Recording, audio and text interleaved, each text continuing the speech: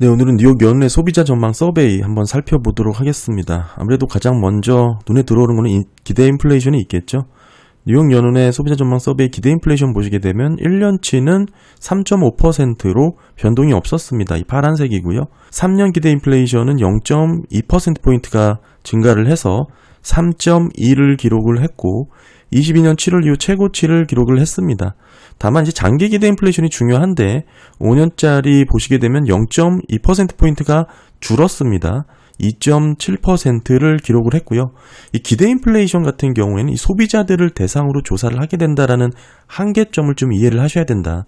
한마디로 앞으로의 물가 상승률에 대한 전망이라기보다는 현재 수준의 물가 흐름에 대해서 반영이 높게 들어가는 부분이 없지 않아 있다. 이렇게 보셔야 되고 미래의 물가를 예측한다는 측면에 매우 어려운 부분이 있습니다. 지금 현재 금리의 부담이라든지 유가 흐름 전반적인 고려가 필요한데 아무래도 소비자 대상으로 기대 인플레이션을 조사한다는 것 자체가 좀 한계점을 갖고 있다. 이런 부분에 있어서 제가 예전에 논문을 통해서 그 말씀을 드린 적도 있었고요. 그런 부분이 있다라는 거 참고해서 기대 인플레이션 보시면 좋을 것 같고요. 더불어서 저는 그래서 채권 시장에서 보고 있는 현재 물가 수준에 대한 흐름을 더 중요하게 보는 경향이 있습니다. 그래서 BEI 흐름 같은 걸 놓고 채권 시장에서 추정하고 있는 향후 물가 상승 기대치에 대한 그런 흐름을 더 중요하게 봐야 된다. 계속 말씀을 드렸죠. 결국 이런 부분이 명목국채 수익률과 연관이 되기 때문에 이 T-SIP 수익률과 빼게 되면 결국에는 BEI 흐름이 되는 것이죠. 이 부분 예전에 많이 말씀을 드렸는데 다음번에 또 기회가 되면 설명을 드리도록 하고 기대 인플레이션 이 정도의 흐름이다. 장기 기대 인플레이션은 여전히 유지가 되고 있다. 이 정도 흐름에서 보시면 좋을 것 같고요. 계속해서 4월달 조사 흐름 보겠습니다. 가계 예상소득 성장률이 0.2%포인트 감소를 해서 2.61로 기록이 됐고요. 최근 흐름 보시면 가파르게 줄어든 모습 확인이 됩니다. 지금 위치가 21년 4월 이후 최저치까지 떨어졌고 사실 흐름 보시면 아시겠지만 인플레이션 직전의 흐름의 낮은 수준까지 떨어졌다라고 볼 수가 있고 반짝 이렇게 튀었던 부분이 아무래도 인플레이션 상승에 따른 이런 예상소득 성장률이 상승했던 그런 결과치다라고 볼 수 있는데 이걸 반영하더라도 전체 평균이 2.79입니다. 지금이 2.6이니까 이보다 낮은 수준이 유지가 되고 있다는 거. 더욱이 직전 1년 평균치가 3%인데 지금 2.6이니까 계속해서 가계 예상소득 성장률은 낮아지고 있다. 이렇게 볼 수가 있고요. 더불어서 직장을 잃게 되면 향후 3개월 이내에 새 일자리를 구할 수 있는 평균 확률에 대한 흐름입니다.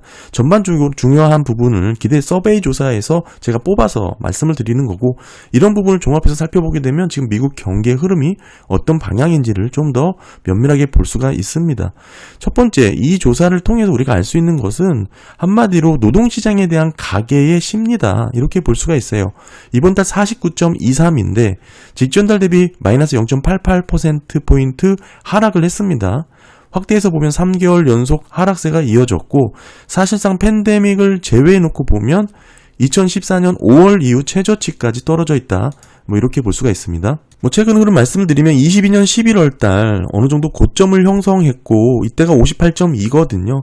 그리고 가파르게 떨어졌죠. 24년 12월 50.24를 기록한 후에 여기입니다. 어느 정도 기술적 반등이 나타나는 듯 하였으나 사실상 직전 저점을 모두 갈아치우고 더 저점을 낮추고 있는 그런 모습이고요.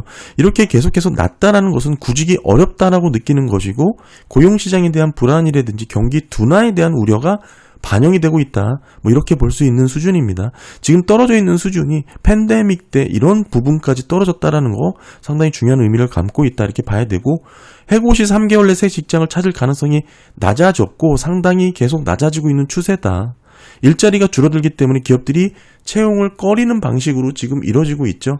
실직자들이 빠르게 재취업이 어려운 그런 상황입니다. 결국 소비자들은 일자리를 구할 수 없다라고 느끼게 되면 소비를 줄이게 되죠. 이렇게 되면 전반적인 소비 부진이라든지 수요 둔화, 경기 위축 흐름으로 흘러가는 그런 모습입니다. 다만 이렇게 서베이 조사라는 점에서 놓고 봤을 때 우리가 하드 데이터라고 볼 수 있는 고용 지표들을 선행해서 볼 수 있는 그런 체감 변화다. 이렇게 보시면 됩니다. 논팜 고용자 수 일자리라든지 실업률 이런 공식 고용 지표는 상당히 후행 지표잖아요. 따라서 이렇게 우리가 서베이 조사를 통해서 선행적으로 움직일 수 있는 고용 심리 지표를 중요하게 살펴본다. 이렇게 보시면 되고요. 다만 아쉬운 건 뉴욕 연은이 조사를 하는데 2013년 6월부터 집계를 시작했다라는 점을 놓고 보면 과거 굵직한 경기 침체의 변화를 엿볼 수가 없다라는 그런 한계점을 갖고 있습니다. 뭐 팬데믹 때 이런 경우가 있었지만 사실 좀 이례적이고 극단적인 상황이었기 때문에 뭐 좀 감안해서 좀 보셔야 될 내용이 있고요. 전반적으로 노동시장의 흐름이 이러다 보니까 실업기간의 평균이 계속적으로 늘어나고 있습니다. 4월달 23.2주로 집계가 됐고 최근 흐름 보시면 증가되는 모습이죠.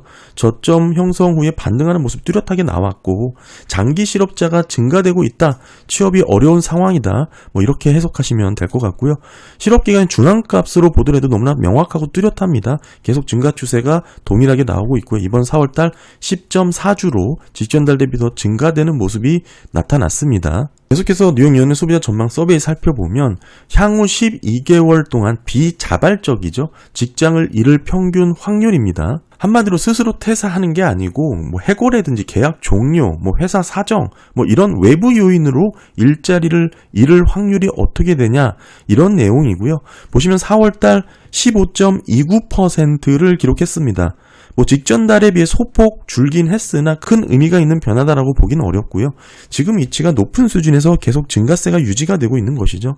12개월 연속 평균이 13.949, 집계 이후에 전체 평균이 14.12입니다. 이보다 모두 높은 확률을 보여주고 있고요. 어느 정도 변동성은 있지만 꾸준히 증가하고 있는 모습이 나타났습니다.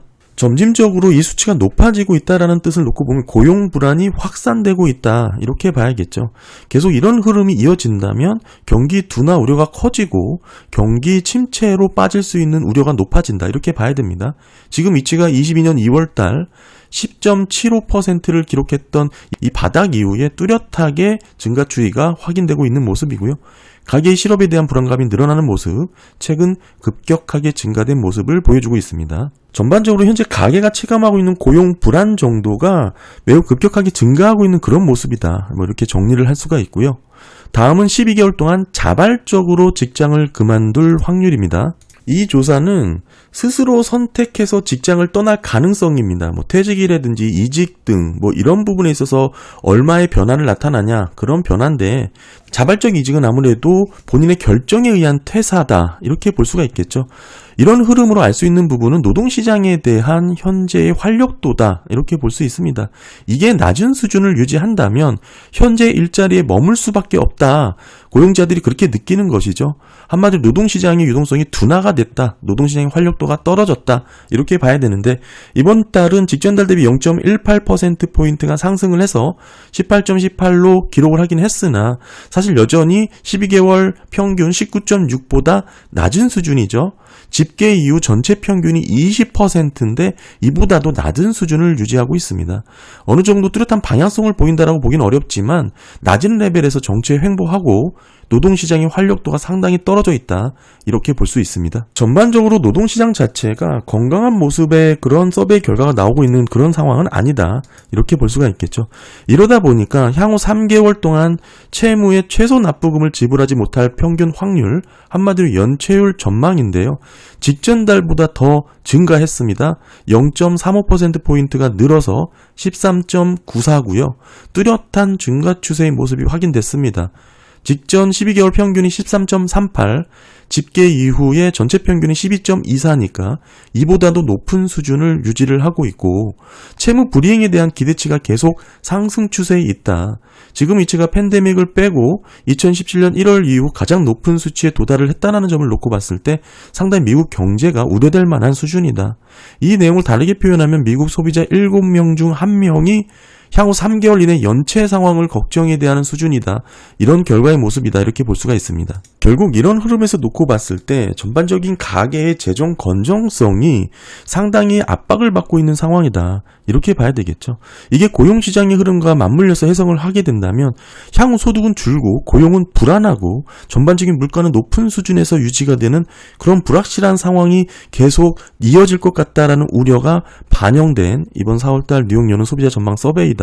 이렇게 간단하게 정리를 할 수가 있고요. 그런 모습이다 보니까 이번 4월달 결과에선 재정 상황에 대한 인식 자체가 현저히 악화된 것으로 조사가 됐습니다.